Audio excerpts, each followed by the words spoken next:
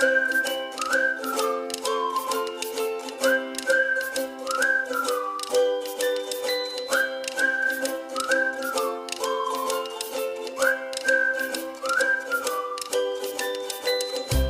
Everyone, welcome to Achievers. मेरा नाम है मेघा जायसवाल। तो आज हम करेंगे इंटेलिजेंस से जुड़े हुए कुछ और पीवाईक्यू जो आपके सीटेट और अन्य टीईटी एग्जाम्स में आए हुए हैं। तो चलिए स्टार्ट करते हैं। पहला क्वेश्चन है हमारा, ability to recognise classify all varieties of animals, minerals and plants according to multiple intelligence theory is called.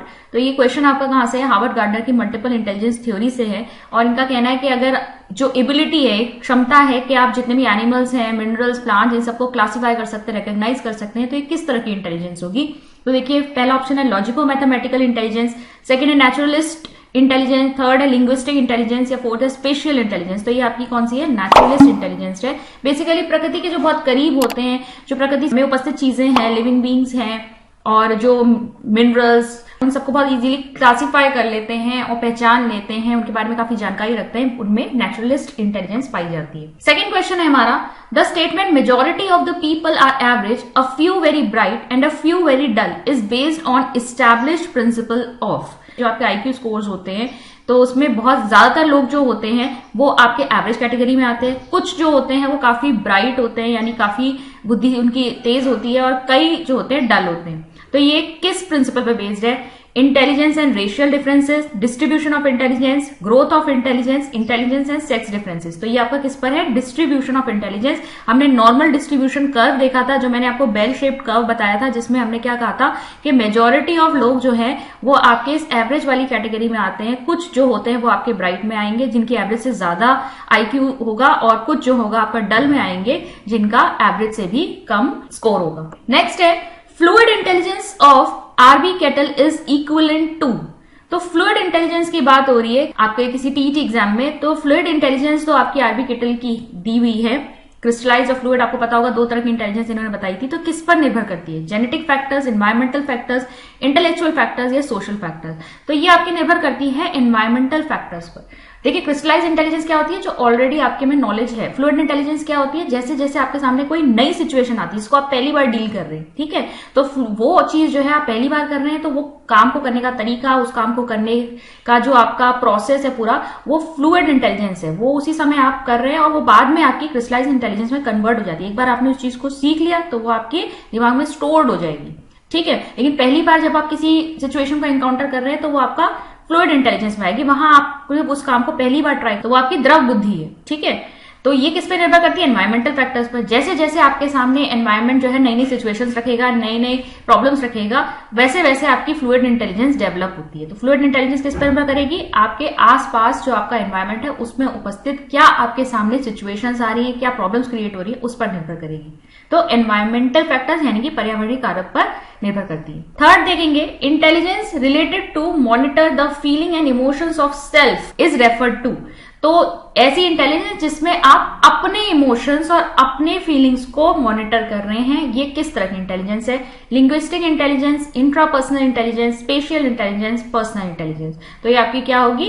Intrapersonal intelligence, ठीक है। अंतरा व्यक्ति, जो व्यक्ति अपने आप को समझ चुका है, अपने आप को बहुत अच्छी तरीके से वो मैनेज कर लेता है, कंट्रोल कर लेता है, उसे अपने इमोशंस पर काबू है, अपनी खूबियां, अपनी गलतियां सब कुछ जानता है, उसके पास क्या होती है? Intrapersonal intelligence. क्या आते हैं इसमें? आपके जो आपके रिलीजियस गुरुज, स्पिरिचुअल गुरुज वगैरह होते हैं, वो सब इसी कैटेगरी में आते हैं। नेक्स्ट है interpersonal intelligence. Means interpersonal intelligence अब किसे कहेंगे, ठीक है। इंटरपर्सनल इंटेलिजेंस में हमने क्या देखा था? जब एक व्यक्ति दूसरे लोगों को समझ जाता है कि सामने वाले का मूड क्या है, क्या इमोशंस वो इस समय फील कर रहा है, किस तरीके से उससे बात करनी है, ठीक है। जब वो सामने वाले के मूड को बहुत अच्छी तरह से समझता है, अलग अलग तरह के लोगों को अच्छी तरह समझता है, तो वो होती है इंटरपर्सनल इंटेलिजेंस। जो आपकी जो साइकोलॉजिस्ट होते हैं, साइकियाट्रिस्ट होते हैं, उनमें बहुत ज्यादा पाई जाती है, जो काउंसलर्स वगैरह होते हैं। ऑप्शन चेक करते हैं एक बार। To recognise the strength and weakness of self, skill to motivate others, skill to understand different people, skill to communicate with others. तो देखिए, पहला तो हो ही नहीं सकता, यहाँ अपनी बात हो रही है, वीकनेस और स्ट्रेंथ अपनी देखनी है। फर्स्ट नहीं हो सकता, मोटिवेट अदर्स सेकंड भी नहीं है, सिर्फ मोटिवेट करने की बात नहीं है। इंट्रापर्सनल इंटेलिजेंस जिसके पास होती है, वो सब तरह के लोगों को अच्छी तरह समझता है, ठीक है। To skill to understand different people. Communicate में भी सिर्फ कम्युनिकेशन की बात आ रही है। नेक्स्ट क्वेश्चन है मैच द फॉलोइंग। तो यहाँ हमें एक लिस्ट 1 दी है और एक यहाँ लिस्ट 2 दी है। लिस्ट 1 में आपकी unifactor theory, multi factor theory, group factor theory, 3 dimensional theory, और लिस्ट 2 में आपका गिलफर्ड, बिने, थॉर्नडाइक और थर्स्टन। ये क्वेश्चन आपका एक टीईटी एग्जाम में आया हुआ है, लेकिन यहाँ ऑप्शंस जब मैंने चेक किए तो मुझे कोई भी राइट ऑप्शन नहीं मिला। ठीक है, क्योंकि यहाँ पर सबसे बड़ी बात है कि आपका यूनिफैक्टर थ्योरी को आप बिने से जोड़ते हैं और ए के साथ 2 आपको कहीं भी नहीं मिलेगा। तो मैं आपको बस खाली मैच करके बता देती हूँ कि क्या किससे मैच हो रहा है। ऑप्शंस यहाँ पर गलत लिखे हुए हैं, लेकिन आप समझ लीजिए कि यहाँ पर कौन सी थ्योरी किसने दी है। तो यूनिफैक्टर थ्योरी आपकी बिने ने दी है, मल्टी फैक्टर थ्योरी आपकी किसने दी है, थॉर्नडाइक ने दी है, ग्रुप फैक्टर थ्योरी आपकी थर्स्टन ने दी है, और 3 डायमेंशनल थ्योरी आपकी गिलफर्ड ने दी है। नेक्स्ट है intelligence theory incorporates the mental processes involved in intelligence, meta components and the varied forms that intelligence can take, creative intelligence. तो ये आपका किस में आया है, ठीक है, इंटेलिजेंस थ्योरी जिसमें आपके मेटा कंपोनेंट्स की बात हुई है और साथ ही साथ क्रिएटिव इंटेलिजेंस की बात हुई है। तो ये आपकी स्टर्नबर्ग की ट्रायआर्किक थ्योरी में आता है। ऑप्शन चेक कर लेते हैं। Spearman G factor, Sternberg's triarchic theory of intelligence, savant theory of intelligence, Thurstone's primary mental abilities. तो ये आपका किस में आया हुआ है, स्टर्नबर्ग की ट्रायआर्किक थ्योरी में इसकी बात हुई है, जहां मेटा कंपोनेंट्स की बात हुई है, सब थ्योरीज की बात हुई है, क्रिएटिव इंटेलिजेंस की बात हुई है। ठीक है, वहां एनालिटिकल, क्रिएटिव और प्रैक्टिकल इंटेलिजेंस की बात हुई है।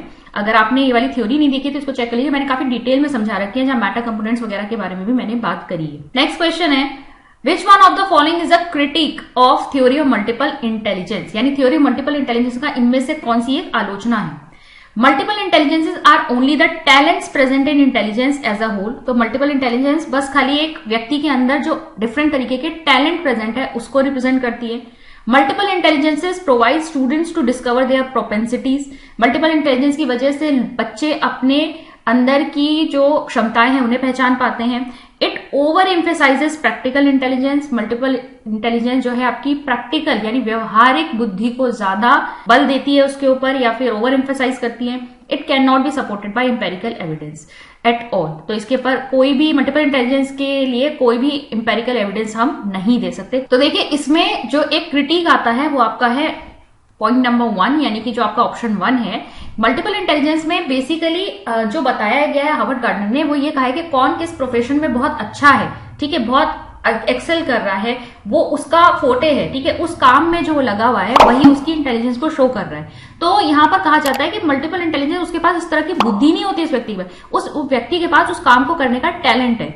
तो उन्होंने कहा है ये डिफरेंट टाइप की बुद्धियां नहीं है, ये बल्कि डिफरेंट टाइप के टैलेंट्स हैं जिन्हें हार्वर्ड गार्डनर ने इंटेलिजेंसेस कहा है। तो ये एक आलोचना है हार्वर्ड गार्डनर की थ्योरी की। जैसे हम कह रहे हैं कि अगर कोई डांसर है या कोई एथलीट है तो उसके पास बॉडीली काइनेस्थेटिक इंटेलिजेंस है, क्योंकि वो अपनी बॉडी के साथ बहुत अच्छे तरीके से उसे कंट्रोल कर लेता है, उसे अलग अलग फॉर्म्स में ले जाता है। अगर कोई पोएट या कोई राइटर है तो उसके पास लिंग्विस्टिक इंटेलिजेंस है। तो यहाँ पर हार्वर्ड गार्डनर ने प्रोफेशन को देखते हुए एक पर्सन के अंदर किस तरह की इंटेलिजेंस है ये बता दिया, लेकिन बाकी साइकोलॉजिस्ट का ये कहना था कि ये तो उसका टैलेंट है, बस एक डिफरेंट टाइप के टैलेंट्स को आपने इंटेलिजेंस कह दिया। नेक्स्ट है which of the following statement support role of environment in the development of a child. तो बुद्धि के विकास में पर्यावरण यानी आसपास का जो वातावरण होता है उसका भी बहुत रोल होता है। इनमें से कौन सी स्टेटमेंट इस बात को सपोर्ट करती है। तो पहला है some students quickly process information while others in the same class do not. तो यहाँ पर तो एनवायरमेंट सेम है, लेकिन उसके बाद भी कुछ बच्चे जो हैं अच्छी तरीके से सीख लेते हैं, लेकिन कुछ बच्चों को सीखने में टाइम लगता है। तो ये तो उनकी खुद की इननेट कैपेबिलिटीज हुई, यहाँ एनवायरमेंट की बात नहीं हो रही है। सेकेंड है there has been a study increase in students average performance on IQ test in last few decades. पिछले कुछ दशकों से हम देख रहे हैं कि आईक्यू टेस्ट के जो स्कोर्स हैं उनमें लगातार परफॉर्मेंस में इंप्रूवमेंट हो रहा है। तो देखिए एनवायरमेंट से जोड़ा जा सकता है इस पॉइंट को, क्योंकि लास्ट कुछ ईयर्स में हम कह सकते हैं जैसे जैसे एजुकेशन डेवलप हुई है, जैसे जैसे लोग बच्चों का एक्सपोजर बढ़ा है, अपॉर्चुनिटीज हैं वो बढ़ रही हैं, तो कहीं ना कहीं एनवायरमेंट बच्चों को जब अच्छा मिल रहा है तो इस वजह से एवरेज परफॉर्मेंस जो है आईक्यू टेस्ट में बढ़ता जा रहा है। ये थोड़ा थोड़ा रिलेट कर रहा है, ठीक है। आगे देख लेते हैं और ऑप्शंस को भी। Correlation between IQs of identical twins raised in different homes is as high as 0.75। ये तो बिल्कुल भी नहीं होगा, क्योंकि यहाँ बात हो रही है कि आइडेंटिकल ट्विंस है, ठीक है, मतलब दोनों एक जैसे दिखते हैं और उनको अलग अलग घरों में जो है उनकी परवरिश की गई है, लेकिन उसके बाद भी उनका जो आईक्यू स्कोर है उसका कोरिलेशन इतना हाई है, यानी अलग अलग घरों में उन्हें रेज करने के बावजूद भी उनका आईक्यू ऑलमोस्ट सिमिलर है। तो यहाँ तो एनवायरमेंट की बात गलत हो गई, यहाँ एनवायरमेंट का असर पड़ नहीं रहा है, यहाँ जेनेटिक ज्यादा असर दिखाई दे रहा है। फिर फोर्थ देखेंगे, physically fit children are often found to be morally good. यहां भी बिल्कुल बात नहीं हो रही है एनवायरमेंट की कि फिजिकली फिट है तो इसलिए वो मॉरली गुड होंगे, या इंटेलिजेंस की बात ही नहीं हो रही। यानी सही हमारा ऑप्शन सेकंड वाला ही है जो सबसे अप्रोप्रिएट है यहाँ पर। Intelligence is transmitted in future generation. The function of dash is to create conducive situations for the development of this ability.